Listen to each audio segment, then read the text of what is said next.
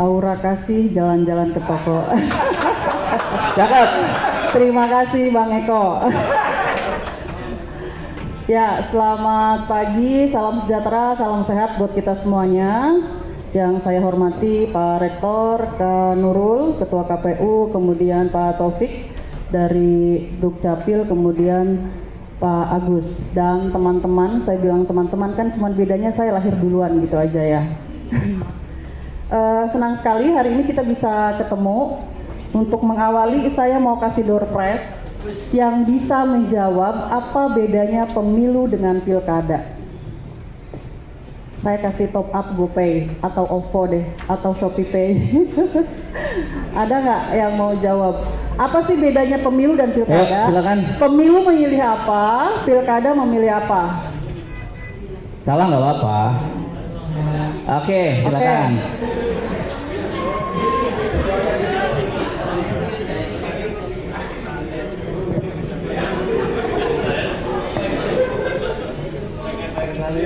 Ya, pemilu dan pilkada. Biar nggak ketukar. Hah? Perkenalan nggak? Nggak usah. Oh iya, boleh dong. Namanya siapa? Assalamualaikum warahmatullahi wabarakatuh. Perkenalkan, nama saya Priyo Genta Prayogi. Udah gitu. Pemilu dan pilkada, perbedaannya pemilu itu pemilihan umum, pilkada itu pemilihan kepala daerah. Berarti kalau pemilu memilih apa? Pemilu memilih kayak presiden, wakil presiden. Terus kalau pilkada? Pilkada itu bupati, gubernur. Oke. Namanya siapa? Aprilio Genta Prayogi. Panggilannya aja, panggilannya. Genta. Dika. Genta. Jauh dari Dika. Genta, oh ya. Genta nanti dicatat nomornya sama panitia ya. Nanti aku kasih itu. Kasih. Makasih Genta. Jadi mabar malam ini Bu dia Bu, bentar. Yang perempuannya ada yang mau nggak? Yang lebih melengkapi. Silakan.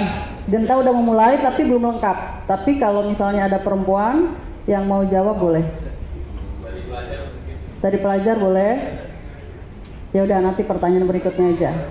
Saya senang sekali Pak Rektor dan dari Tribun untuk bisa mengontak, dan saya orang yang menolak main panel. Jadi kebanyakan orang kalau diundang itu narasumbernya laki-laki semua. Nah, saya orang yang menolak itu karena sebenarnya perempuan juga bisa untuk jadi narasumber. Jadi bahkan ketika saya bilang kalau ini semuanya narasumbernya laki-laki, minimal moderatornya perempuan, gitu ya. Kita ini sebenarnya sudah ada namanya SIDAU, itu tahun 1984 Indonesia sudah meratifikasi. Kita mendorong ada 30% perempuan di berbagai tempat, ya, termasuk di kepemimpinan. Nah, di Bawaslu dan KPU di Kota Bekasi ini spesial banget. Ketuanya dua-duanya perempuan, gitu ya. Jadi semangat buat perempuan. Karena nggak di semua tempat itu perempuan ya, dan sulit banget, apalagi politik. Politik seringkali dianggap itu miliknya laki-laki, bukan milik perempuan, ya. Dan pejabat-pejabat, banyaknya juga pejabat publik itu adalah laki-laki, karena pemimpin-pemimpin di partai politik banyaknya juga laki-laki.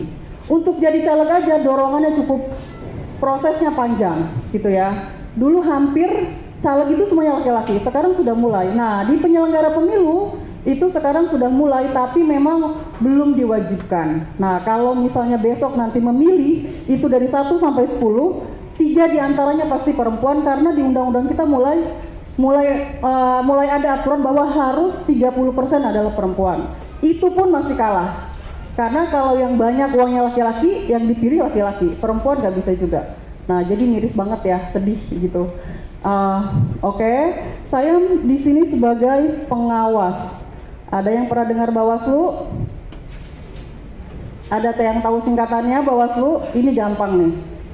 Saya kasih perempuan deh, jangan laki-laki ya, karena tadi Genta udah jawab. Apa singkatan Bawaslu?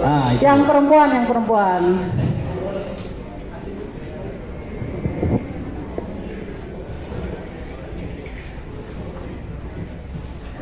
Perkenalkan, nama saya Naswana Syifa dari SMA 18 di Kota Bekasi. Jadi singkatan dari Bawaslu itu Badan Pengawas Pemilu. Nah, pemilunya masih juga. Pemilu kan masih singkatan juga ya? Coba dilengkapi. Nah, Badan Pengawas Pemilihan Umum. Nah, oke. Makasih Syifa. Ya, saya mau kasih Itu tahu. OVO juga nggak Bu? Ya dikasih dong, Oh, dikasih. Saya kasih kesempatan. Siva sama Genta dicatat nomornya ya. Oke, saya lanjut. Jadi seringkali kalau kita ngomongin pemilu, ngomongin politik, itu kayaknya buat anak muda itu apaan sih gitu. Ya, bahkan Kompas Litbang itu pernah ngasih penelitian yang tertarik cuma 11%, yang terlibat di partai politik juga 11%. Padahal kalau mau ngomong, pejabat publik dimanapun posisinya, bahkan presiden, itu kendaraannya harus lewat partai politik.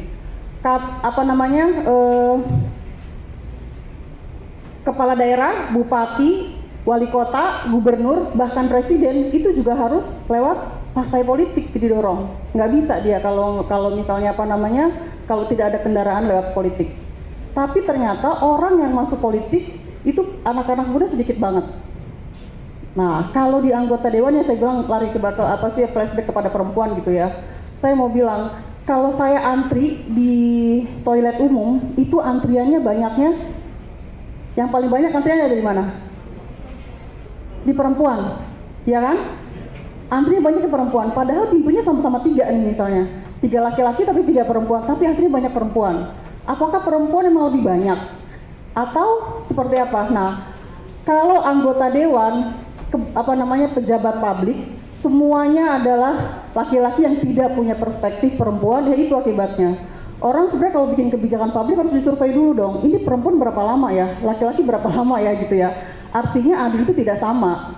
Adil itu sesuai dengan kebutuhan. Harusnya perempuan lebih banyak karena ternyata perempuan ini di toiletnya lebih lama. Butuh berlapis-lapis untuk masuk ke toilet. Iya kan? Belum lagi kalau dia bawa bayi.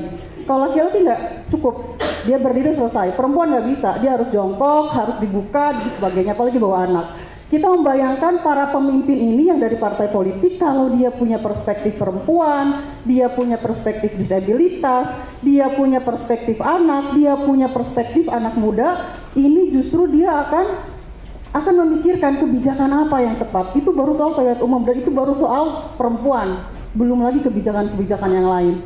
Jadi partai politik ini sebagai kendaraan untuk menjadi pejabat-pejabat publik yang mereka nanti akan mengambilkan keputusan-keputusan yang bisa dinikmati dan kemaslahatannya untuk banyak orang.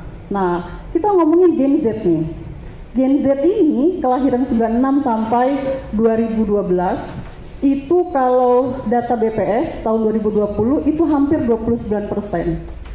Kalau tadi Kak Nurul tadi bilang ada 60% pemilih anak muda, itu berarti kekuatannya ada di mana besok? Anggota-anggota ini, para pemimpin ini dalam pemilu besok yang akan jadi menentukannya siapa? Anak muda, karena 60% jumlahnya. Kalau baby boomers yang kelahiran tahun 50-an gitu ya, itu udah sedikit jumlahnya. Jadi anak Gen Z sama anak milenial itu lebih banyak. Maka penentu besok kemenangan ada di teman-teman semua. Nah, penting teman-teman untuk terlibat karena tadi apakah sudah masuk DPT kan harus memilih. Nah, kalau KPU secara teknis gitu ya, teman-teman harus berpartisipasi dalam memilih, Bawaslu nggak cukup. Teman-teman selain memilih, kita juga meminta teman-teman untuk apa? Untuk terlibat dalam melakukan pengawasan.